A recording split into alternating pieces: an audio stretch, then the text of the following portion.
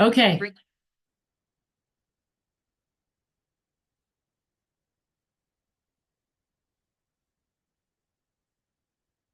All right. There we go. Sorry about that. All right. So we are going to get started on today's Stride Lunch and Learn. We're talking about personalized fitness plans. So if you were at the fall Lunch and Learn, I made mention that the Stride Committee voted for this year's Lunch and Learns to be focused on like individual behavior-based and personalized types of education. Our two previous years had kind of been um, a little bit more population health focused, or last year was on perks and the EAP system and things like that. So they really wanted to hone in on personal health information. So we did weight management medications last session, and today the committee voted for personalized fitness plans. So we will jump right in. And if you have questions throughout, just speak up or put something in the chat, and we'll go from there.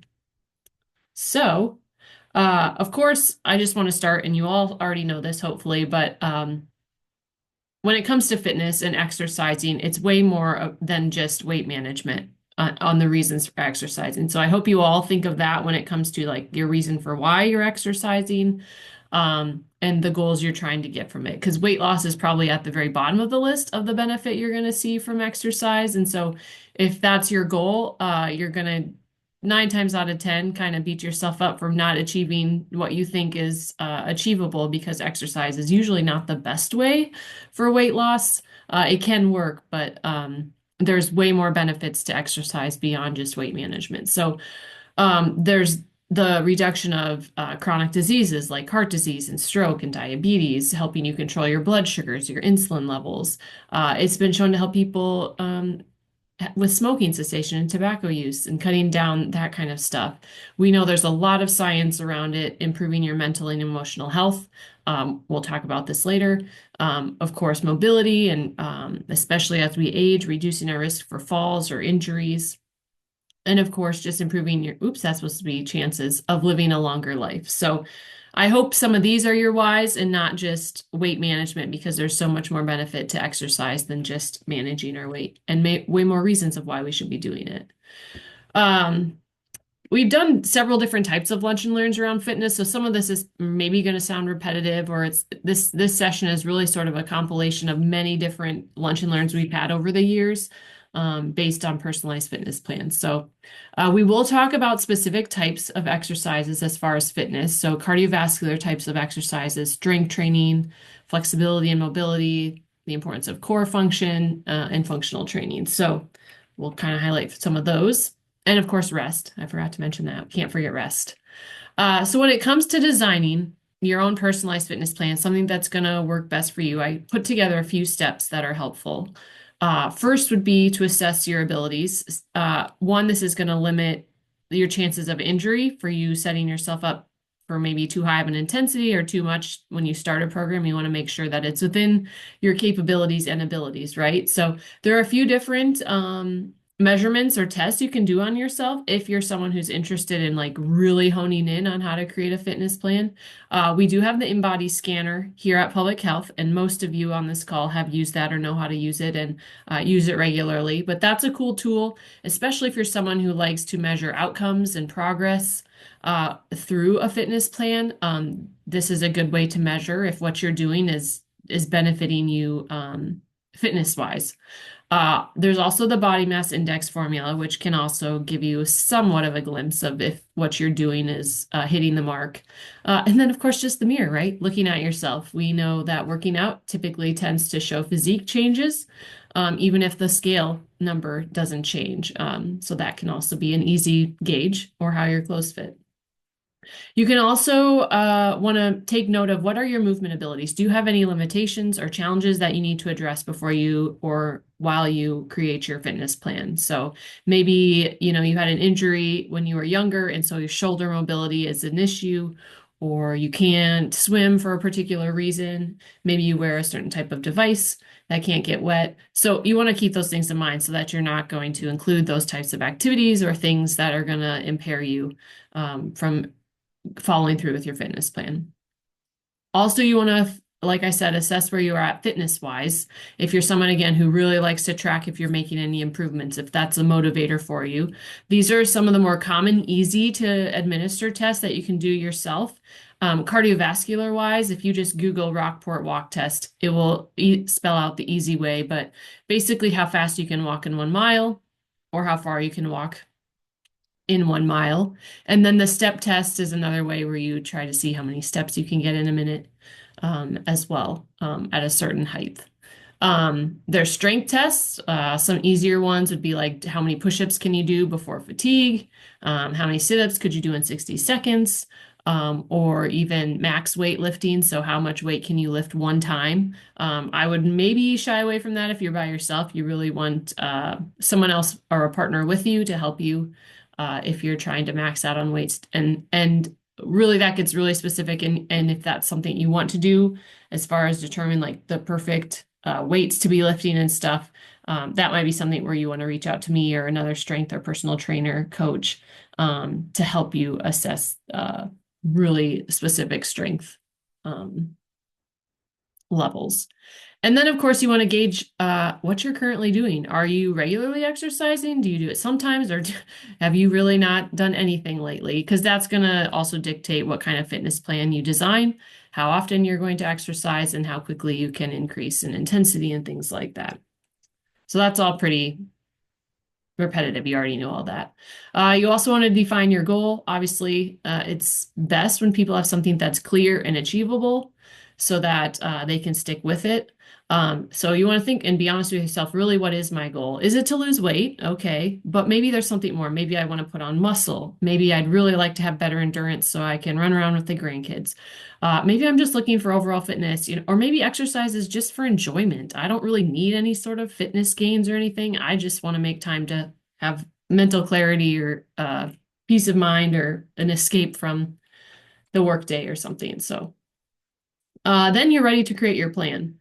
And I've done several different presentations on this, but the FIT principle is pretty easy to follow when it comes to designing any sort of fitness plan if you're someone who really likes to have something on paper or written out. So the F stands for frequency. How often should you be doing things? If you're doing more aerobic types of exercises like walking or biking, swimming, rowing, and stuff, several times a week, if not most days of the week, is kind of the goal for cardio. And then strength training is, probably half of the days of your exercise sessions focused on strength. The big thing here with strength is rest because we want to have rest in between our strength sessions, and we'll talk about that later. Intensity is going to vary based on your goals, and we'll get to that later. The first T stands for type, and these are, what types of exercises are you doing? And that's again going to be based on your personalized goals. Are you focused more on cardio, aerobic gains, more strength gains? Are you trying to really bulk up? Are you trying to get lean? That's going to vary. And then the amount of time. So for aerobic, you've all probably heard the suggestion of at least 150 minutes of physical activity a week, and that's primarily around the cardio aerobic exercises. As far as strength training, time can vary based on what kind of program you have. It could be a circuit where you're always going from exercise to exercise, or it could be something where there's lots of rest breaks built in. So timing can vary based on what you have available or how much time you want to commit. And then also the amount of exercises and sets and reps are also going to vary based, again, on your goals. And we're going to talk about that too. If I think we did one of these presentations several years ago, back when Caitlin, our previous dietitian, was on board, and she talked about eating based on the type of body type you are. But there's also some science behind exercising based on the type of body type you are. So there's traditionally 3 types of body characteristics. Most people are not just specifically one body type. They're usually a combination, but you might be able to relate to one more than the other. If you're an ectomorph, think these are those lean, skinny people just by nature. They eat all they want and never gain a pound, These typically are maybe what you think of when you think of a cross-country runner or something very lean. and athletic looking. It is hard for these individuals to gain weight. They just tend to have higher metabolic rates in their body, so good for them. But it is hard for them to put on muscle. And so if you're an ectomorph, but you're really looking for some fitness gains, you're going to benefit from focusing on really heavy weightlifting programs. You're also going to need to eat more because your body can only build muscle by giving it energy and calories to build that muscle. So we're talking about lifting a lot of heavy weights and then making sure we eat some high calorie diets to support that muscle gain. And again, like I said, these tend to be kind of what we think of as our natural runners. So if they're not weight training, they're gonna have pretty long, lean physiques and leaner muscles. Endomorphs are on the opposite end of the spectrum. Okay, these are the people that look at food and they gain weight. So they tend to carry more fat and have stockier frames, but this can be to their advantage because they can easily turn that fat into muscle. Um, so a lot of these you might think of like a power lifter or a shot put person. Oh, who's that? There's just a gal that was in the Olympics that got a big attention. But anyways, um, these individuals can still be very athletic. Um, they're not just all fat.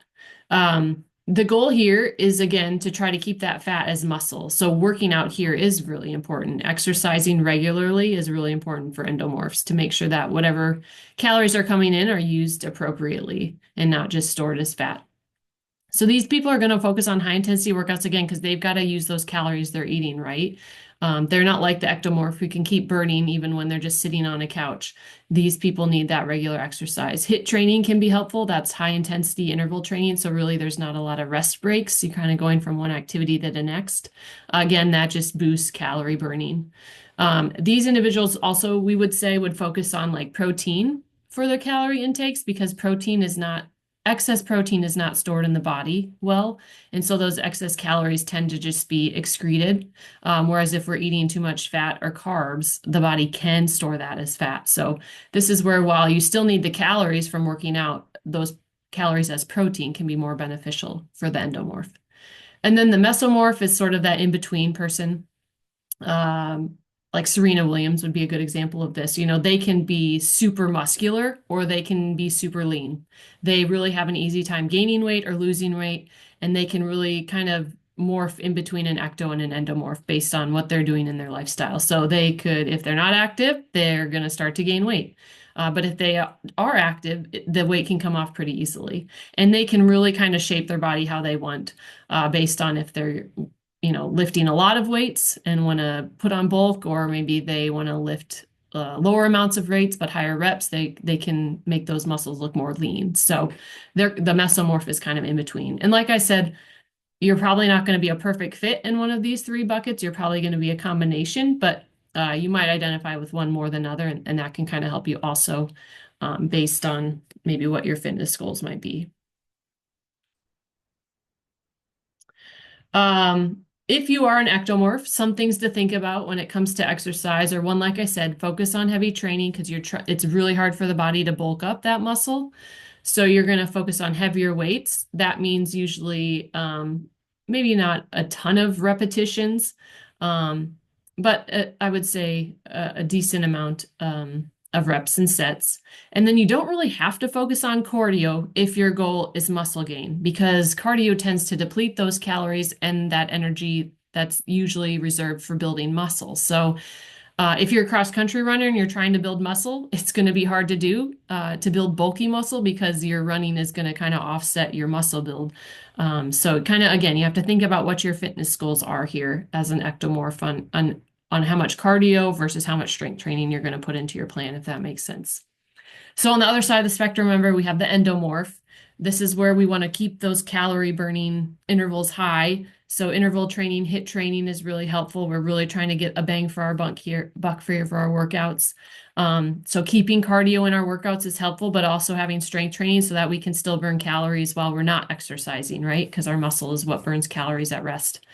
So here's where a good mix of cardio and strength training really comes in helpful for an endomorph.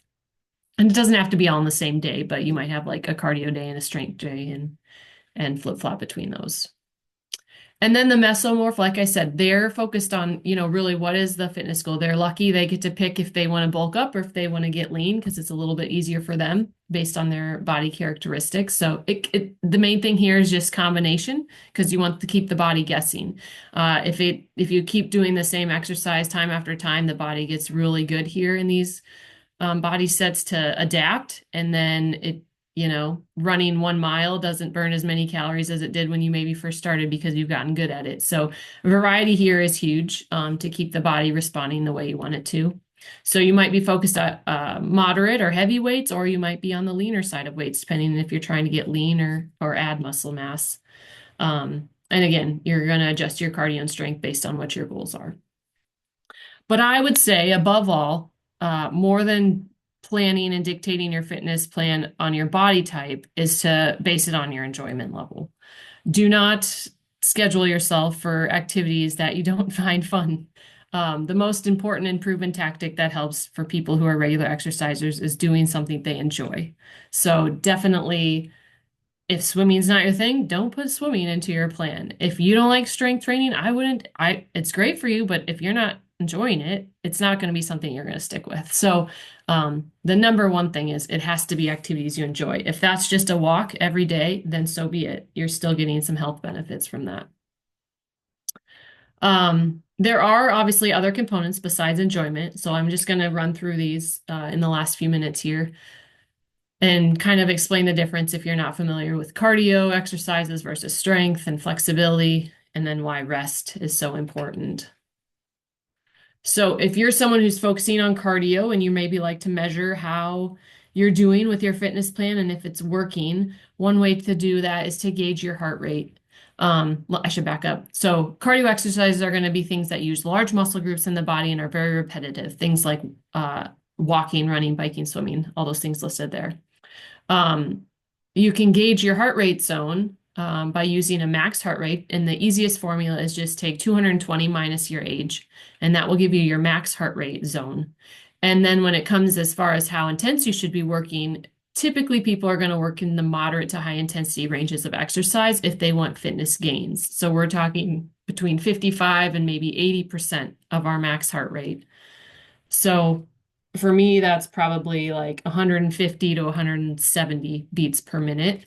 If I get my heart rate up into that zone for an extended period of time, that helps my heart gain as far as fitness and function. But that's not to say you won't get other health benefits from exercising at other lower intensities. The one thing you do want to avoid is exercising at max heart rate. That puts too much stress on the body. There are multiple benefits from cardio exercises. I feel like cardio has kind of taken a backseat to strength training lately, but there are lots of proven benefits to cardiovascular health. So don't think that these exercises don't have a place anymore. We know that cardio aerobic exercises decrease our blood pressure, and they can also help by expanding the number of blood vessels we have in our body. So if you're someone maybe genetically who has high cholesterol or high triglycerides, cardio can be helpful because you can create new circuits for that blood to flow. So plaque maybe is clogging one artery, but the heart has found another pathway for that blood. And you can lower your risk for cardiovascular disease that way. We already talked about improving heart muscle performance, improving your resting heart rate. Mental health is huge. I would say the chemicals that are released through cardio exercise and strength training, but definitely cardio, are way more effective in science than depression medications. So these are definitely things to take in to consideration if you're doing cardio, just the health benefits mentally. And of course, mobility, a big thing, especially as we age, is being able to perform just casual activities in our day and daily activities of living. And so cardio definitely helps keep our mobility, a range of motion, balance, all those kind of things. Strength training, there's lots of different types of strength training plans, and I'm not going to get into the specifics of these things, but this picture kind of shows a nice little image of kind of how many reps and sets you maybe want to do based on what your goals are. So some people maybe just want to put on muscle. They feel like they haven't exercised in a while, or they're just kind of blah. They need to pick up a strength training thing. I would say your goal is to build muscle. So you're going to use like moderate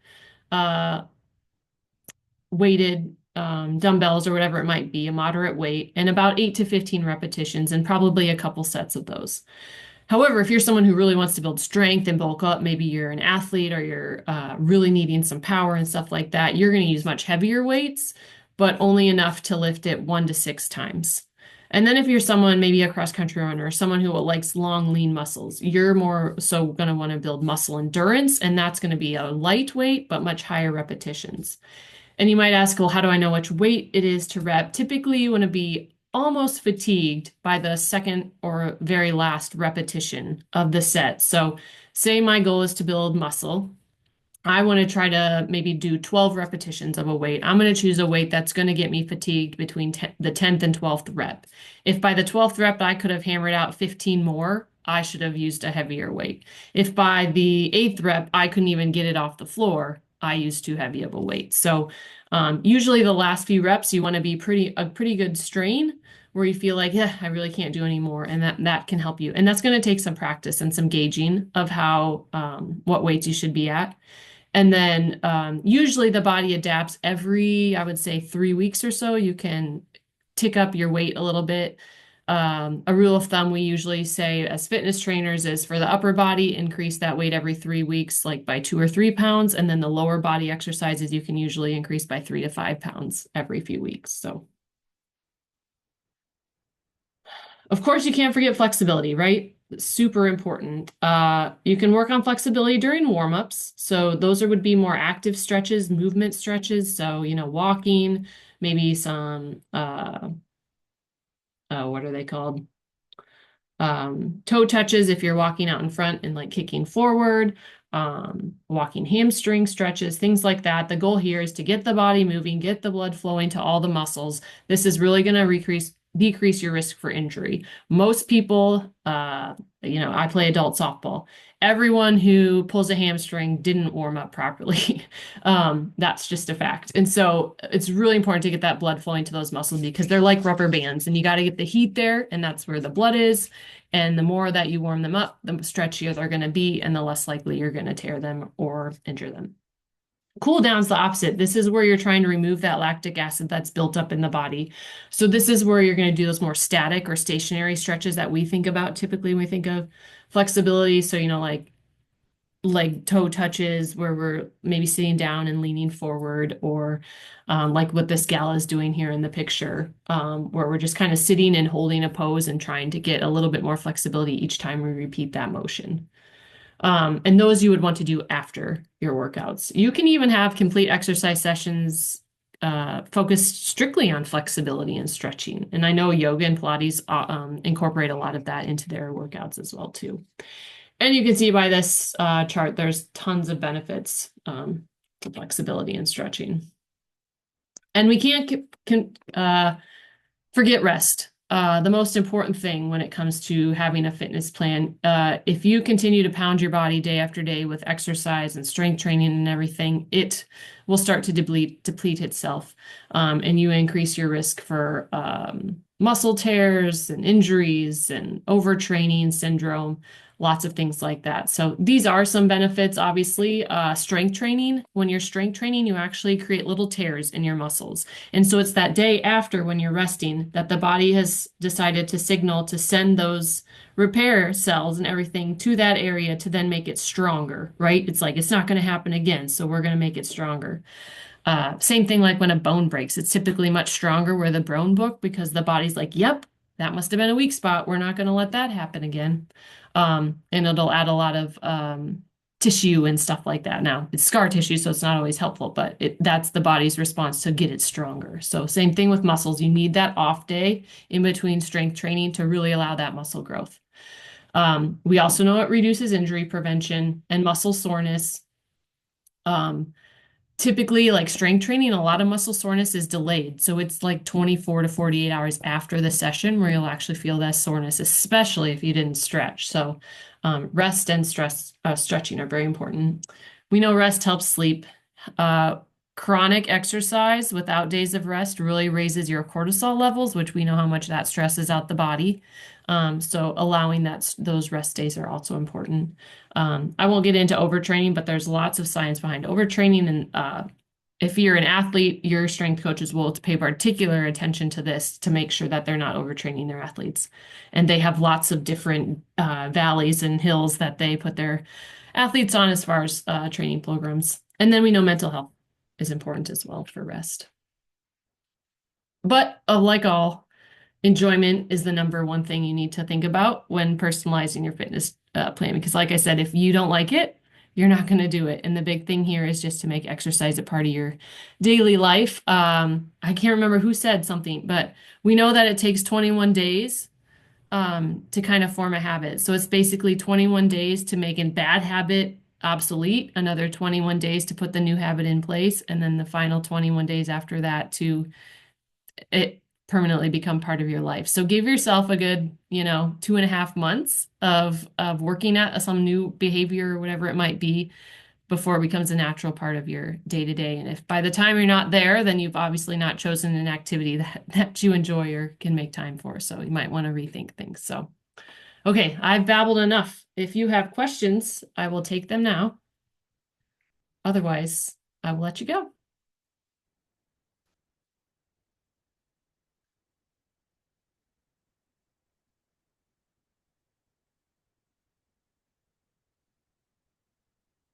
All right, and I'll before I let you go, this will be up on the Stride YouTube channel, so if you need to come back to it for reference, you certainly can. Thanks, everyone. Have a great Christmas break too.